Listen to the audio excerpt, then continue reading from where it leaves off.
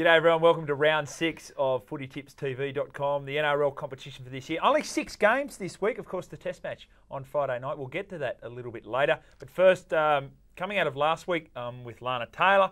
Lana, how'd you go in your tips last week? Oh, Jimmy, I've lost my mojo, I have to say. I only got 3. 3? Yeah. Ask me how many I got, Lana. How many did you get, Jimmy? I got 5. I'm 5. But, Jimmy, how far behind me are you still? Only 2 now. Okay. Only 2. All right, still a way to go. Still a way to go. Well, there's only 6 games, as I mentioned, so if I get 5 again this week, I'll be very happy. First game is on Saturday afternoon. It's 5:30 down at Olympic Park. It's the Melbourne Storm taking on the Panthers, and they're unbeaten for the year, Lana, but they're doing it in second gear. They are, but I don't know if they've had to shift up to first gear yet, and I don't know that they'll shift up to first gear again on the weekend against the Panthers. I mean, the Panthers have gone off the boil, just as I have in my tipping. In fact, I think I've tipped them every time they've gone off the boil, so we're going down together. Right. But down at Olympic Park, even with Cameron Smith backing up from the test on Friday night, you can't tip against the Storm yet. No, you can't do it. They have got, and I think it's testimony to the fact that they're the benchmark of the competition, and yet they've only got one guy involved in the test match, and that's highlights the contributions that they get all over the paddock. And of course, when you've got guys like Israel Folau and Billy Slater in particular there, and there's talk that Greg Inglis may even play. So from that point of view, and with so many guys backing up for, especially in the back row for the Panthers, I think it's an easy one. Yeah. Storm. Storm. There we go. One from one, we agree. The Sharks, unlucky last week. They've got the Raiders this week. That's down at Toyota Park. It's 7:30 on Saturday night. And Lana, it's a bit of a curse, the Monday Night Football. The Raiders played, of course, this week, and only one team out of 8 have won, and that was the Rabbitohs. Can the Raiders buck the system?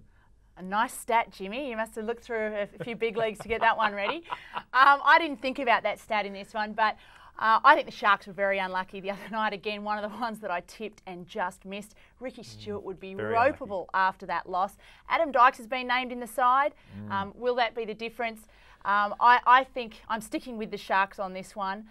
I think the Raiders were good, but they let a lot of points in as well from the Roosters. So I'm going with the Sharks. Home ground advantage, Toyota Park. Plenty of injuries too for the Raiders coming out of that game. Todd Carney, Michael Dobson especially. They're the important guys. For the Sharks, I'm still worried about Brett Kamali. He had a great game against the Dragons. I'm worried about his motivation, whether it's the right thing. He's just wanting to go around a little bit for the money, it seems, in what you read. Let's hope he can get back to his best form with Adam Dykes alongside of him. I think the Sharks will win because they're down at home as well, and that voodoo that I mentioned, that I've done a lot of research about. Voodoo or hoodoo? Same thing. Right, it's a hoodoo voodoo. On Sunday, we've got the Sea Eagles up against the Titans, another unbeaten side, and that's at Brookvale Oval, a 2 o'clock kickoff. And both sides last week won when I didn't think they could. No, well, I think the Titans are the one that surprised me the most, I think. And it was their fantastic desire to win. They just had this amazing passion. I think it's just being the newcomers to the comp. They've got nothing to lose and everything to gain.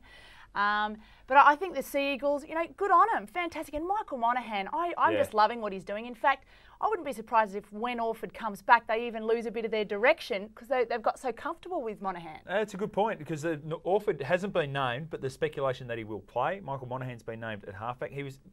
It wasn't just the chip over the top and the try against the Bulldogs. It was more than that. His contribution around the park was absolutely excellent. He's been fantastic for them. For the Titans, they play a simple game, but when they have to do something, they go wide, and they go wide with Scotty Prince, and they go wide with Preston Campbell, and they're getting some excellent results. I think it's going to be a bridge too far down at Brookvale. I'm going to tip the Sea Eagles in that one. Yeah, I'm tipping the Sea Eagles as well. Okay, we're all the same thus far. All lumped up. Eels and the Bulldogs. This is a great local derby. It's a huge clash out at Parramatta Stadium. It's the 3 o'clock game on Channel 9. You can see it at 4 o'clock.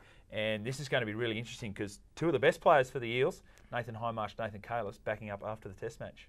Well, I think if anyone's capable of backing up, it's those two. I mean, Hindmarsh, you think, could almost back up day in, day out. Despite the rumours of his arthritis, I think he's going to be fine. It's great to see Tim Smith playing well again last week. I think that was really good.